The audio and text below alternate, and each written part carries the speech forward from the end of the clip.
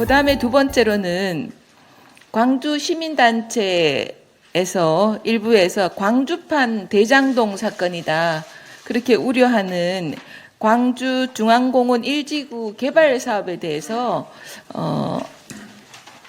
물론 시장님 시절은 아닙니다. 전임 시장님 시절에 두 가지 측면에서 사업자에게 특혜를 과다하게 주지 않았나, 이런 의혹이 일고 있습니다.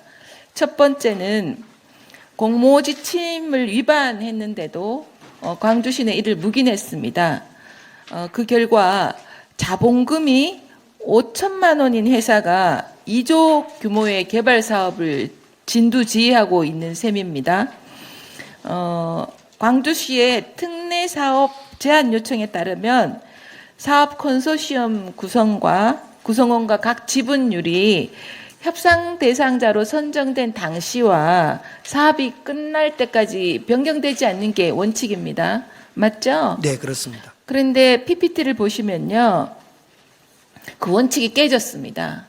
해당 컨소시엄은 대표사 해임 및 지분 위임을 거쳐 당초 지분율이 25%에 불과했는데 지금은 그 우빈산업이라는 운영사가 49%의 지분을 차지해서 실질적 대표사가 되어 있습니다. 그런데 이 우빈산업의 신용등급은 국내 신용평가 회사가 세 군데가 있는데 등급 확인조차 되고 있지 않습니다. 그런데도 이 회사의 작년의 부채 비율은 무려 마이너스 472.9%로 완전한 자본 잠식 상태입니다. 그래서 현금 흐름 등급을 보면 위험하다는 평가를 받고 있습니다.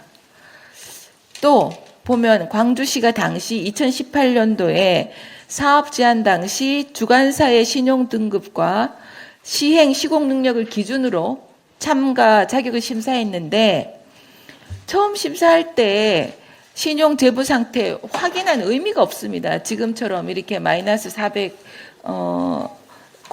이렇게 되면요, 472.9% 되면 이게 참 큰 문제라 생각하고요. 두 번째로는 부실 사업자가 실질적인 대표자가 되었는데 오히려 사업 특혜가 늘었다는 겁니다. 화면에 보시는 것처럼 용적률이 54% 늘었고요. 분양 가구 수도 처음보다 675세대 늘렸습니다.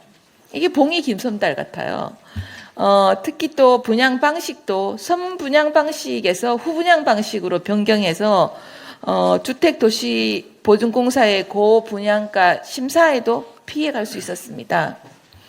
그래서 이렇게 하다 보니까 사업 매출액이 2조 2천억 원으로 5,824억 원이 늘었습니다.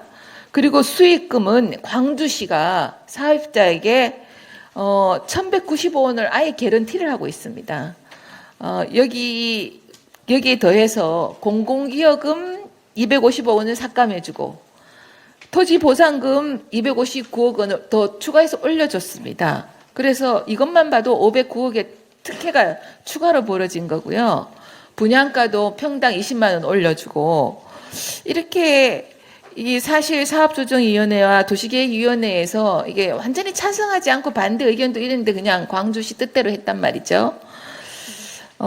저는 어떻게 이런 일이 있을 수 있는지, 지금 전국이 대장동 사건 때문에 떠들썩한데 광주에서 시민단체들이 제2의 대장동 사건이다 이렇게 하는 사건이 비록 시장님 시절은 아니지만 전임 시장 시절에 있었던 일이라도 이거는 바로 잡아야 된다 이렇게 생각합니다. 지금 국토부나 서울시에도 페이퍼 컴퍼니에 대한 실사를 해서 거의 40%가 이게 입찰 참여를 금지시키고 있는데 앞으로 이 부분에 대해서 시장님의 의지를 듣고 싶습니다.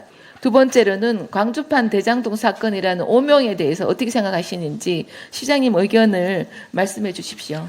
두 번째로 그 민간공원 사업 문제는 참으로 국정감사장입니다만은 조심스러운 답변을 드릴 수밖에 없습니다. 우선 이 핵심 쟁점이 지금 애초에 사업을 하기 위해서 사업 제안서와 협약서가 있는데 지금 SPC하고 협약하는 두 단계가 있는데 이 사업 제안서에 안에가 3조와 25조가 있는데 이 3조의 적용 범위와 25조의 SPC 구성 변경 이 조항이 충돌하고 있습니다.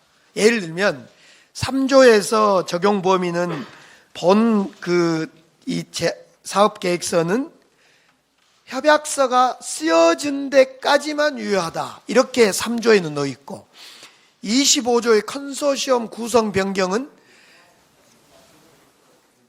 사전 협약서가 사업이 끝날 때까지 적용을 받는다. 이렇게 두 조항이 충돌하고 있어서 이것 때문에 아까 주주 구성이 변경이 있었습니다. 상법에 의해서. 이 변경을 어떻게 볼 거냐, 시 입장에서. 그래서 이 시공사를 다시 변경 승인을 해야 되냐 말아야 되냐 이런 복잡함이 얽혀 있어서 그것이 지금 다 재판부로 가 있습니다. 그래서 1심에서 판결이 내려져 있는 상태입니다. 그렇기 때문에 너무 복잡하고 조심스러운 부분이다. 이 점은 보고는 있습니다. 두 번째로 이제 대장동의 재판 아니냐. 그런데 대장동은 도시개발법에서 진행하는 택지를 분양하는 방식이고 우리 지금 이 민간공원 문제는 도시공원법에 의해서 공원을 만들어서 기부 체납하고 공원의 10% 한도 내에서 개발하는 것이고 대장동은 수익금이 개발업자에게 가고 만약 이 지금 민간공원 광주에서 하고 있는 것은 수익금이 10% 이내 수익은 보장해 줬습니다. 만약 그 이상의 수익금이 발생하면 전부 저희들로 돌아옵니다. 그런 점에서 제2대장동이다라는 것은 전혀 현실을 모르고 주장하는 거 아니냐 이렇게 생각해 봅니다. 분양 세대도 늘리고 이런 게 어떻게 이런 일이 가능하냐고 여쭤봤는데 지금 변명을 하시는 것 같아요. 이제 용적률과 세대 수가 늘어난 문제, 네. 이 문제에 대해서는 제가 지금 좀 보고 있는 공공기여금도 250원을 삭감해줬잖아요. 250억을. 예. 제가 물었던 질문에 대해서 구체적으로 답변을 안 하시는 겁니다. 그건 이제 제 오기 전에 도시심의위원회에서 심의를 해서 일부의 문제는 저는 있다고 제가 지금. 그럼 어떻게 하실 건데요? 아니 그래서 이 문제는 네. 이 문제는 지금 이렇게 이해를 해주시면 되겠습니다. 하나는 법으로 가 있는 문제가 있고 또 하나는 이 사업의 그 복잡성 때문에 법의 결정이 먼저 내려지고 나서 차분히 들여다봐야 될 문제가 있습니다. 즉 용적률이나 세대수를 분양가를 후분양으로 돌렸던 문제라든가 법원의 결정이 나기 전에는 이 사업이 추진이 안 되는 겁니다.